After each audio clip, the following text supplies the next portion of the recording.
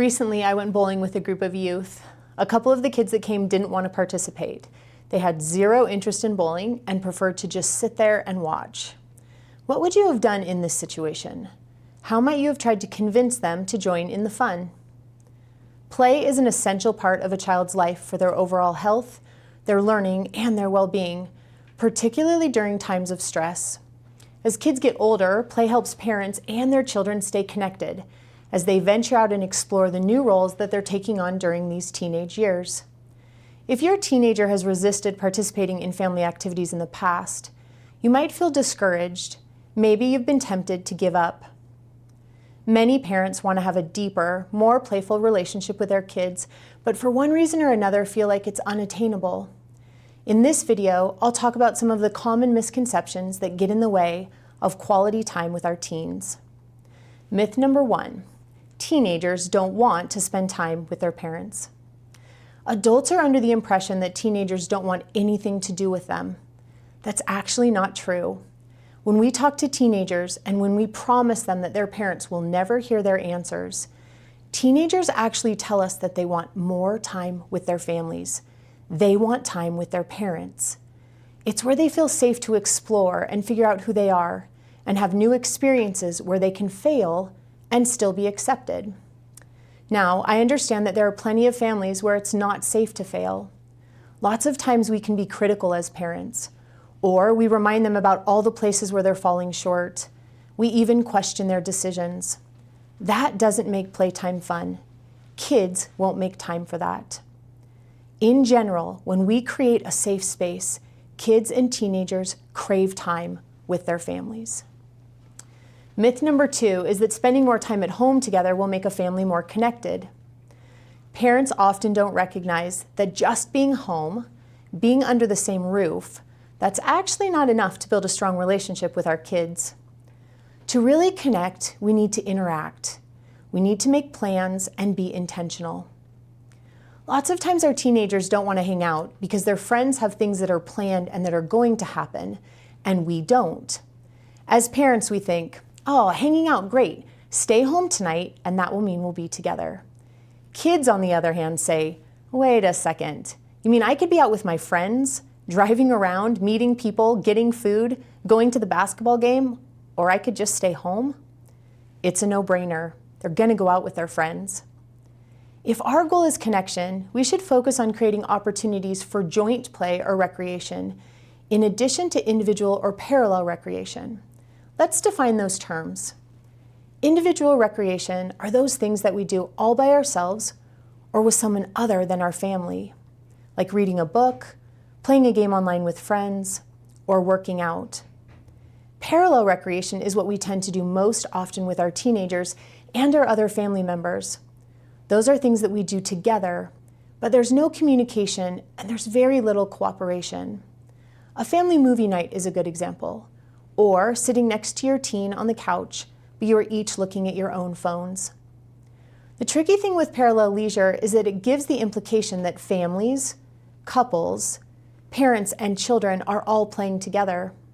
These parallel activities represent a false front, where we think, oh yeah, our family watches movies together every single Saturday. That's really great, except that there's hardly any cooperation or connection or communication that goes on.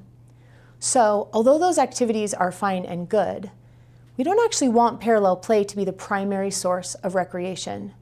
It tricks our family into thinking that the way we're spending our time together is benefiting us much more than it actually is. Joint play, on the other hand, is done together and is full of opportunities for communication, connection, and cooperation. A fantastic example of this is going canoeing together, or playing a board game, or trying out a new recipe together. In all of these scenarios, we have to communicate. We have to work together. That's where all of a sudden we're building connection and resilience through play. Because our kids are put in situations where they have to manage emotions, adapt, and learn to negotiate. The third myth is that participation in family recreation is necessary and that it should be required. We think that participation is the only way to build relationships and learn, and that's just not true. Our kids can learn through simply observing the rest of the family at play. So often we tell kids, you have to bowl with us. But even just by hanging out at the bowling alley with their parents or their family, they can learn and connect through observation. Remember, our primary focus here is to continually build a relationship. So often we push and we force, and we push and we force more so that they'll actually bowl the bowling ball. But the more we push and force, the more it damages the relationship, and the less likely they're going to be to participate ever. So is participation in family activities our number one? Well, of course it is. That is the ideal. The ideal is that everyone shows up to bowl and everyone wants to participate. But given that it doesn't always happen, there's a lot of peace of mind that can come to us when we recognize that simply being present can benefit our kids. By just being there for the activity, our kids can be a part of the inside jokes. They can feel more connected to the experience and to the people involved. So we can let go of that, no, you have to play, you have to do it with me. We can let go of it, and when we're out shooting hoops and they say, no, I'll just watch, great, take it. Because just having them there watching is a win. Amazing things happen through observation. They don't have to participate all the time. Here's another myth. Kids learn social skills from their friends, so they don't need to play with their parents. While it is true that spending time with peers plays an important role in child development, playing with adults gives kids and teenagers unique opportunities to learn essential life skills. Parents will impart on their kids different things than they might get from their peers, like that parent-child relationship of trust, like that really safe space for them to fail or succeed, like that conversation where we have an opportunity to share with them an extra 25 years of wisdom. It's also a place where, as an adult, we can show them what it's like to model and manage our emotions. These are things that their peers don't know how to do yet, not because they don't want to, but because they're 14, because they haven't had life experiences.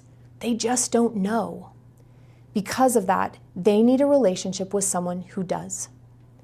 We tend to think of play as just the activities that we do together, but especially when we're talking about playing with a teenager, it is so much more than that.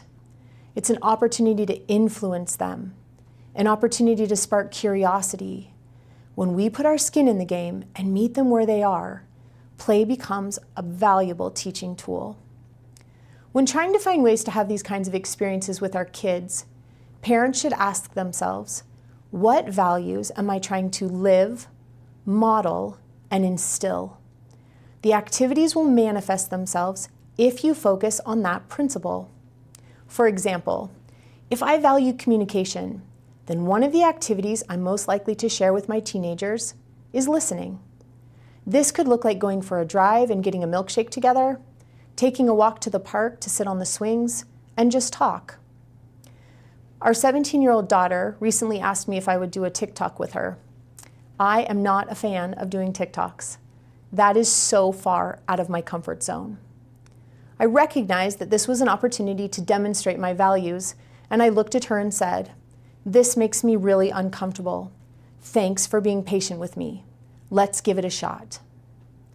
Just like I value honesty, I also believe it's important to do hard things. Making that TikTok together allowed me to teach through my own example. I've seen my daughter use those same words to talk to other people, including coaches, like this. "This makes me really uncomfortable because I'm not familiar with it, and I don't feel like I'm very good, but I'll give it a try." This is why value-based play is so powerful. These kinds of experiences are unique because of that parent-child relationship. Kids will learn different values from their parents than they do from their peers. The final misconception that parents have is that playing with your kids should come naturally. The reality is that there are several reasons why this might not be the case. Until a parent recognizes the power of play, it can feel really uncomfortable. We can hear the word play and we think, well, that's going to be embarrassing, or I'm too mature for that. Or we even think that if we're playing outside with our teenagers and someone drives past our house, and they see that our garage isn't clean, they're going to look at us and think, what is she doing? She should be cleaning her garage. Why is she playing outside? There's a lot of stigma around playing together, with parents playing with older kids especially. It's much more acceptable for us to play with younger kids. And so for this to go well in a family system, parents need to gain their own belief in the power of play, or they will never do it. Play also won't come easily if the parent-child relationship doesn't have a strong foundation. We've got to build a relationship first. Play is the icing on the cake. It can be this beautiful way of connecting and exploring, but with no relationship, it is really, really uncomfortable sometimes to play. Parents can be intentional about building the relationship through meaningful patterns of daily interaction. For instance, maybe you have a little ritual where you do breakfast the same way each morning before school. Maybe every time your teenager leaves the house, you give each other a fist bump and say, "Love you." Now, I'm not necessarily calling a fist bump or breakfast play, but when we have these little opportunities for connection every single day, we build a relationship that can then support any kind of playful activity. Sometimes we might find play difficult and uncomfortable because it's helping us or our children become more resilient. Resilience is essentially an ability to manage our stress and our anxiousness in the face of challenges. Play puts us in challenging situations all the time. It allows us to learn to manage our emotions regardless of what we are doing. Sometimes play requires us to be vulnerable, like when I made TikToks with our daughter. But even when play takes us out of our comfort zone, it can still be a fun and meaningful experience. There are so many benefits when we play with our kids, no matter their age. Play creates predictability, which helps kids feel safe and secure. It contributes to their sense of identity and feeling of belonging, and it gives us opportunities to teach our children skills and values. Believe in the power of play. Be intentional. You will find that these moments with your kids will make all the difference in your relationship, and that connection will allow you to offer the emotional support your teen needs as they transition to adulthood.